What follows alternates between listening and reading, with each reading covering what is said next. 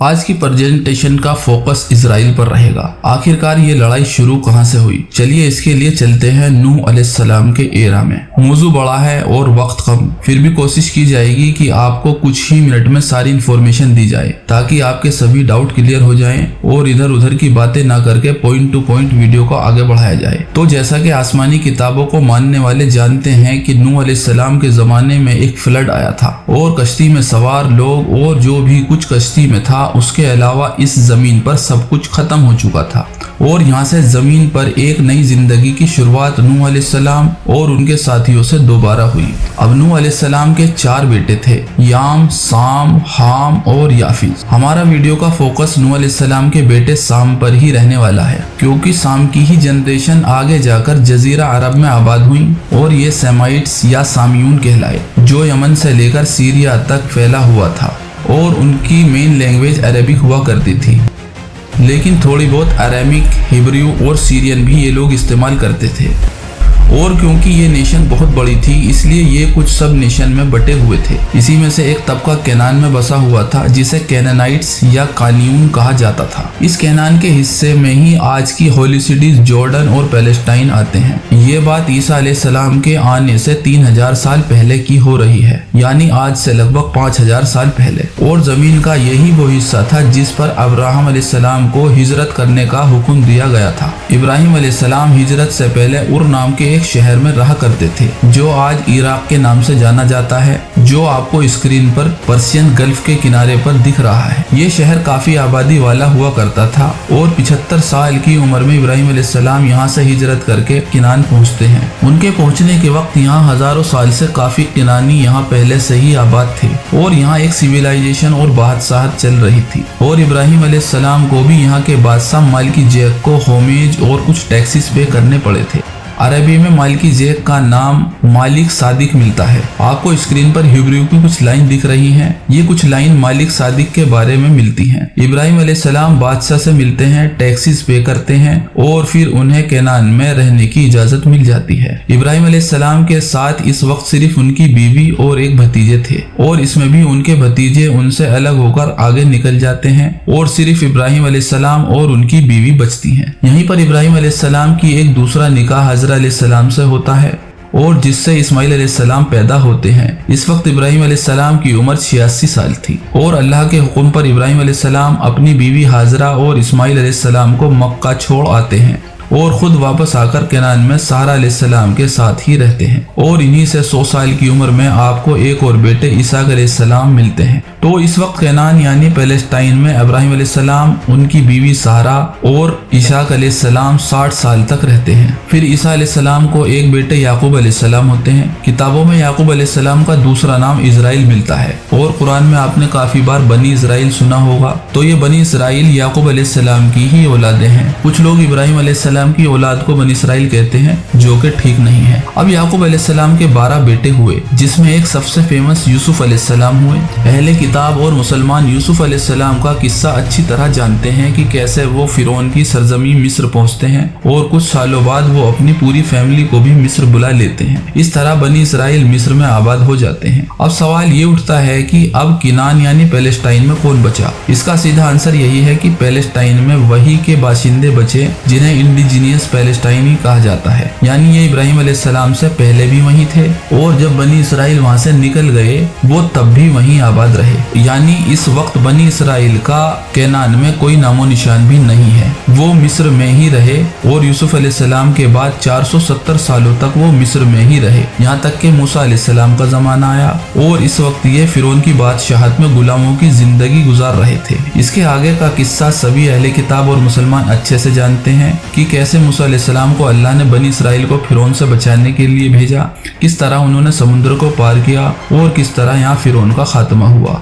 इसके बाद लगभग 40 सालों तक ये ऐसे ही जंगलों में खाना बदोशों की जिंदगी गुजारते रहे और इन्हें खाने के लिए आसमान से मन्ना और सलवा दिए जाते थे और बादलों को इनके लिए सूरज की गर्मी से बचने के लिए खास मुकर्रर किया जाता है। लेकिन ये अपनी हरकतों से बाज नहीं आते। कुरान में इनकी सारी हरकतें बयान की गई हैं। इसी तरह 40 साल गुजरते हैं और यूशा अलैहिस्सलाम के जमाने में ये लोग फिलिस्तीन में दाखिल होते हैं और वहाँ रह रहे कनानियों से मिलते हैं।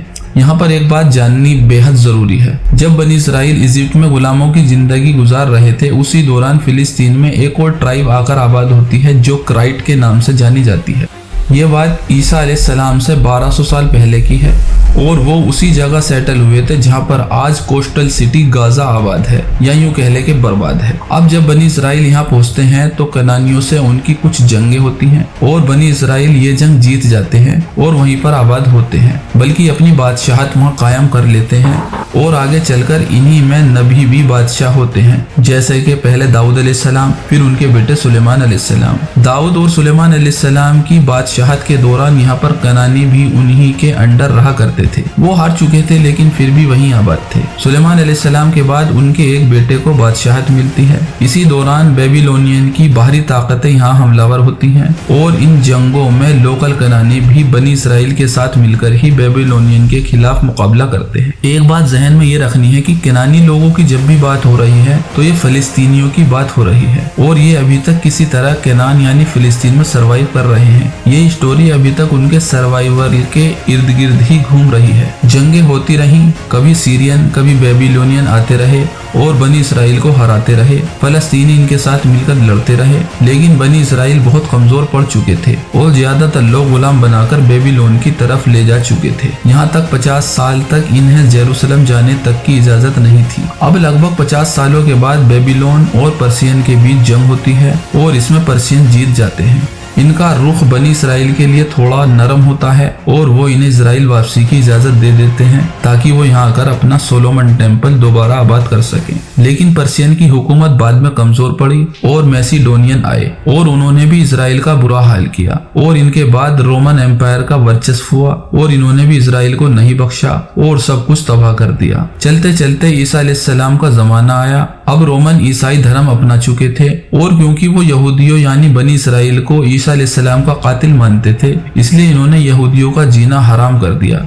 यहाँ तक कि इनके लिए जमीन इतनी तंग हो गई कि कोई भी यहूदी इजराइल में नहीं बचा। इसके बाद चलते चलते उमर बिन खत्ताब का जमाना आया और ज्यादातर सभी इससे वाकिफ हैं कि कैसे उमर बिन खत्ताब के जमाने में मुसलमानों ने फिलिस्तीन पर फतेह हासिल की। उमर बिन खत्ताब जब फिलिस्तीन आकर देखते हैं कि यहूदियों की जगहों को इन लोगों ने वीरान किया हुआ है, उन्होंने यहूदियों को अपनी जगह दोबारा आबाद करने की इजाजत दी। अब ये जगह ऐसी बन चुकी थी जहाँ अब मुस्लिम, क्रिश्चियन और यहूदी तीनों आबाद हो चुके थे। एक ही जगह को मुसलमान अपनी जुमे की नमाज के लिए इस्तेमाल करते थे और क्रिश्चियन संडे को और यहूदी सैटरडे को इसी जगह का इस्तेमाल करते थे। अब यही कहानी सदियों तक चलती रही। बीच में कुछ वक्त के लिए मुस्लिम रूल यहाँ नहीं रहा, क्रूसेडर्स ने कब्जा कर लिया था, लेकिन बाद में फिर ऐसे ही चलता रहा। यहाँ तक कि अब आता है साल 1918। क्या हुआ था साल 1918 में? 1918 वो साल था जब वर्ल्ड वॉर 1 खत्म हुई। इसी साल ओटोमन एम्पायर का खात्मा हुआ और ब्रिटिशर्स ने पैलेस्टाइन पर अपना कब्जा जमाया। आखिर कैसे हुआ ये कब्जा, जल्दी से इसे भी जान लेते हैं।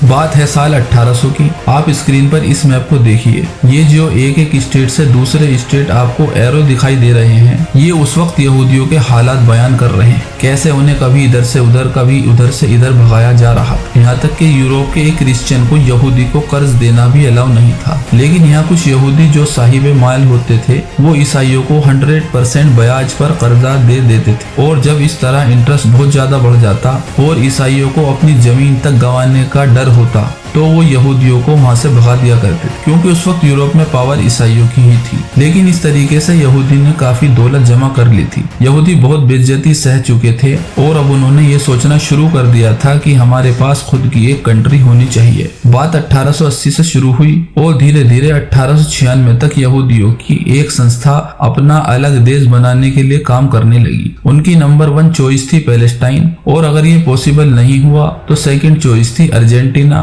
और तीसरी चॉइस थी ऑस्ट्रेलिया। 1880 से 1896 के 16 सालों में ऑलरेडी लगभग 20,000 यहूदी फिलिस्तीन में धीरे धीरे आकर बस चुके थे और यहाँ अपना कारोबार कायम कर चुके थे। वहीं जायोनिज्म के लीडर अपना काम तेजी से कर रहे थे। उन्होंने ऑटोमन एम्पायर से मीटिंग की और ब्रिटिशर्स के साथ भी बातचीत की। उस वक्त ब्रिटिशर्स ने उन्हें फिलिस्तीन देने के लिए मना कर दिया क्योंकि वो किसी और की जमीन थी और फ्रेंच ने भी उन्हें खास तवज्जो नहीं दी। लेकिन जायनिस्ट सबके दिमाग में ये बीज बो चुके थे कि यहूदी फिलिस्तीन को अपना देश बनाने के लिए काम कर रहे हैं। अब आगे चलकर 1914 में वर्ल्ड वॉर 1 स्टार्ट हो जाती है, जिसके अंदर ओटोमन एम्पायर और जर्मनी मिलकर बाकी यूरोपियन कंट्रीज से लड़ रहे थे।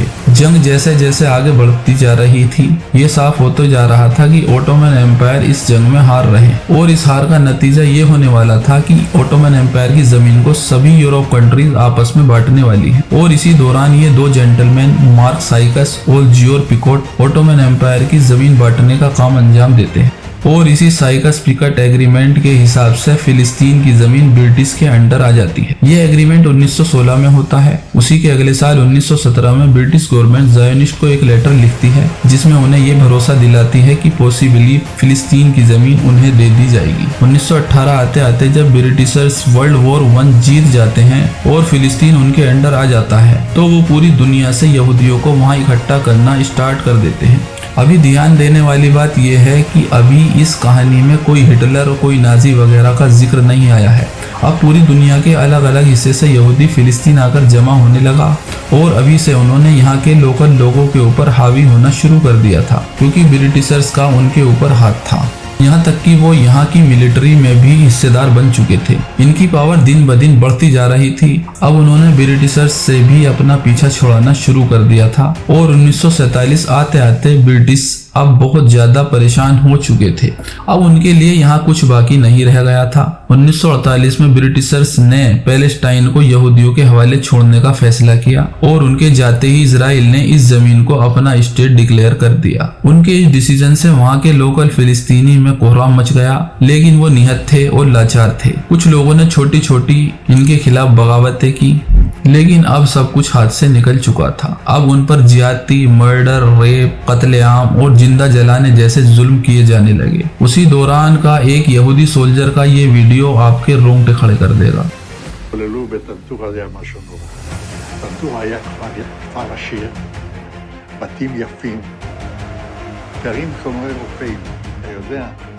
וגם אנשים היו לבושות ויפה, ובאמת היה כפר אחד, אנס שם איזה ילדה בת 16, משהו כזה. אבל זה מכוער מאוד, היה לנו בחור אחד במצטער, הוא יפה האדם, הוא לקח פשוט מאוד, ורצח אותם בתוך המכלאות. בתוך המכלאות, הם היו מכלאות, וזה חוטי ברזל כאלה, עגולים כאלה, אז כל הגברים. הם יושבים שם, כל העם, על הרצפה, ובא מישהו ולוקח תת מקלע ומתחיל זה, מחליף מחסנית, והשתיקו את הדבר. היו חבר'ה שלקחו את הלוויורים, והלכו אחרי חבר'ה וסלחו אותם. היה משהו זוועתי, וזה אסור לספר, אני לא אדבר על זה, כי זה יכול להיות סקנדל שלם. אני לא רוצה לדבר על זה. ה3-4 חודשים הראשונים הייתי רוצח. מה זה אומר? אני לא לקחתי שבויים. בזמן קרב, אם מישהו ירים ידיים, משהו כזה. לא לקחתי שבויים.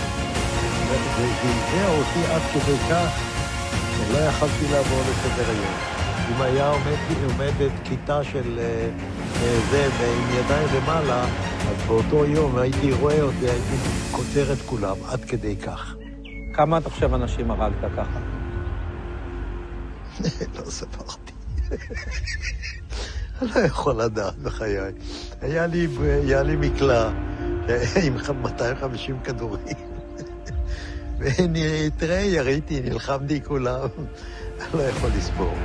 इसमें एक सोल्जर एक 16 साल की बच्ची से रेप की बात करता है और कुछ निहत्तों को एक तार से बांधकर जिंदा जलाने की बात करने के बाद कहता है कि मैं इससे आगे नहीं बोल पाऊंगा, वरना ये एक स्कैंडल होगा। और दूसरा सोल्जर कहता है कि मैंने कितने लोगों को मारा मुझे गिनती याद नहीं, हाँ इतना याद है कि मेरी गन में 250 बुलेट थी और वो मारते मारते खत्म हो चुकी थी। इस कत्लेआम में कितने लोग मरे इसकी गिनती तो अलग बात है, लेकिन लगभग 7.5 लाख लोग अपनी जमीनें छोड़कर इधर उधर भागने पर मजबूर हो चुके थे। ये वही लोग थे जो इस वीडियो को स्टार्टिंग में नूह अलैहिस्सलाम की औलाद साम की कौम में से थे और हजारों साल से वहाँ रह रहे थे। ये सब लोग तितर बितर होकर सिर्फ 2 जगहों पर सिमट कर रह गए थे। एक तरफ था गाजा और दूसरी तरफ था वेस्ट बैंक। लेकिन यहाँ भी उन लोगों को चैन से जीने नहीं दिया गया और पुलिस और मिलिट्री लगातार उन पर जुल्म करती रही। यहूदियों के पास गाजा और वेस्ट बैंक के अलावा पूरा इजराइल था, लेकिन अब उन्होंने वेस्ट बैंक को भी हथियाने के लिए चालें चलना शुरू कर दी। कुछ लोगों के लिए इजराइल की ये जीत सिर्फ मिलिट्री विक्ट्री थी, लेकिन ज्यादातर के लिए ये एक रिलीजियस विक्ट्री थी, क्योंकि ये उनका सदियों पुराना सपना था कि उनकी एक कंट्री हो। और उनके सपने में ये 2 जूदी और समारिया हिल्स भी इंक्लूड थे, जो कि आपको स्क्रीन पर दिख रहे हैं, जो कि वेस्ट बैंक के अंडर ही आते थे। इसलिए वो अभी चैन से बैठने वाले न थे। अभी दोनों गवर्नमेंट के बीच बहस चल रही थी कि क्या किया जाए, लेकिन कुछ यहूदियों ने साजिशन बिना गवर्नमेंट की परमिशन के धीरे धीरे वेस्ट बैंक के हिस्से में बसना शुरू कर दिया। ये काम बहुत चालाकी से अंदर ही अंदर एक प्लान के तहत किया जा रहा था, लेकिन पूरी दुनिया के लीडर इसके खिलाफ थे। यहाँ तक कि यूनाइटेड नेशन ने भी इसराइल की इस एक्टिविटी को इलीगल डिक्लेयर कर दिया। यहूदियों का कहना था कि ये हिस्सा उन्होंने जंगों के दौरान हासिल किया है, इसलिए उनका पूरा हक है वेस्ट बैंक पर। लेकिन इनके अलावा सबका कहना था कि इजराइल ये काम वेस्ट बैंक को हथियाने के लिए कर रहा है, जबकि ये इंटरनेशनल एग्रीमेंट का उल्लंघन है। लेकिन इजराइल ने किसी एग्रीमेंट की कोई परवाह नहीं की और इस तरह यहूदी धीरे धीरे वेस्ट बैंक पर काबिज होते चले गए और उन्हें अंदर ही अंदर अपनी गवर्नमेंट का पूरा सपोर्ट हासिल रहा। वो वहाँ पर भले ही इलीगली जाकर बस रहे थे, लेकिन वहाँ घर बनाने की परमिशन इजराइल गवर्नमेंट ही अप्रूव कर रही थी। यहाँ तक कि इजराइल की हाउसिंग मिनिस्ट्री ने वेस्ट बैंक को डेवलप करना शुरू किया, वहाँ का रोड मैप तैयार किया, वेस्ट बैंक से मेनलैंड इजराइल तक आने के लिए रोड बनाने शुरू कर दिए और ज्यादा से ज्यादा बिल्डिंग बनाने का काम शुरू हो चुका था। पहले ये इलीगल यहूदियों का गढ़ हुआ करता था, लेकिन अब गवर्नमेंट अप्रूव्ड सोसाइटी यहाँ आबाद हो रही थी, जिन्हें इजराइल स्टेट का पूरा समर्थन हासिल था। स्क्रीन पर आपको वेस्ट बैंक का स्टार्टिंग एरिया दिख रहा है, पूरा ग्रीन, यानी सिर्फ फिलिस्तीनियों की आबादी। लेकिन इस तरह धीरे धीरे ये ब्लू होता चला गया। फिलिस्तीनियों को ये बात नागवार गुजर रही थी और उन्होंने प्रोटेस्ट करना शुरू किया। बहुत ज्यादा वायोलेशन और सिचुएशन खराब होने के चलते अमेरिका को हस्तक्षेप करना पड़ा और 1990 में American PM Bill Clinton, Israeli PM Yitzhak Rabin और फलस्तीनी लीडर यासिर अराफात ने मिलकर ओस्लो अकॉर्ड साइन किया। इस एग्रीमेंट के अकॉर्डिंग वेस्ट बैंक को 3 हिस्सों में बांटा गया। एरिया ए टोटल फिलिस्तीन के कंट्रोल में दिया गया। ये हिस्सा टोटल वेस्ट बैंक का सिर्फ 18% ही था, लेकिन ज्यादातर फिलिस्तीनी इसी एरिया में आबाद थे। ये उस वक्त एक बड़ा कदम माना गया, क्योंकि जैसे तैसे ही सही, अब फिलिस्तीनियों के पास कुछ अपनी ऐसी जगह थी जिस पर सिर्फ फिलिस्तीनियों का ही कब्जा था और वहाँ की गवर्नमेंट के अंडर ही आता था। दूसरा एरिया बी था, जो फिलिस्तीनियों को ही दिया गया, लेकिन उसे इजराइल सिक्योरिटी कंट्रोल के अंडर ही रहना था। इसका मतलब रहेंगे तो वहाँ फिलिस्तीनी ही, लेकिन वहाँ इजराइल मिलिट्री ही रूल करेगी। ये वेस्ट बैंक का 22% हिस्सा था। एरिया सी पूरी तरह इजराइल मिलिट्री और इजराइल गवर्नमेंट के कंट्रोल में आया। स्क्रीन पर आपको सी का पूरा इलाका आप देख सकते हैं। ये पूरे वेस्ट बैंक का 60% हिस्सा था और इस तरह इस एग्रीमेंट की नींव रखी गई। इजरायली आराम से वेस्ट बैंक से मेनलैंड नई बनी सड़कों से आ जा सकते थे। इन रोड को इजराइल फ्लाईओवर कहते हैं, क्योंकि वो इन रोड के थ्रू फिलिस्तीनी बस्तियों के बीच से गुजरकर मेनलैंड तक जाते हैं। लेकिन फिलिस्तीनियों के लिए इन सड़कों को यूज करना इतना आसान नहीं था। फिलिस्तीनियों को इन रोड से गुजरते हुए काफी चेक पॉइंट से होकर गुजरना था। उसके लिए उनसे काफी पूछताछ होती थी, उनकी गाड़ियों की अच्छी तरह से चेकिंग की जाती थी, इसलिए एक छोटा सा सफर उनके लिए जी का जंजाल बन जाता था। ऐसे में आप उनके लिए इकोनॉमिकली पनपने की क्या ही कामना कर सकते हैं। ज्यादातर खेती की जमीन और पानी का रिसोर्सेज वेस्ट बैंक के सी एरिया में आता था, जो इजरायलियों के कंट्रोल में थी और फिलिस्तीनी की कंपनियों को इनका इस्तेमाल करने की इजाजत नहीं, जिससे उनकी इकोनॉमी पर बुरा असर पड़ने लगा। और इसी तरह फिलहाल दोनों इन एग्रीमेंट के तहत जिंदगी गुजार रहे हैं। और आज के हालात से तो हम सब वाकिफ ही हैं कि गाजा पर किस तरह के जुल्म किए जा रहे हैं, किस तरह वहाँ पर बमबारी की जा रही है और इतना ही नहीं, वहाँ की पानी की सप्लाई तक बंद की जा रही है। और इस तरह इजराइल ने अपने पुराने प्लान पर दोबारा काम करना शुरू कर दिया है, जिसके तहत उसे पूरे गाजा पर अपनी बस्तियां आबाद करनी है। तो ये थी एक दुख भरी कहानी इजराइल की आबादी और फिलिस्तीन की बर्बादी की। इंशाल्लाह आगे भी इस तरह की और वीडियो आती रहेंगी। जुड़े रहने के लिए कीजिए सब्सक्राइब और वीडियो को ज्यादा से ज्यादा कीजिए शेयर।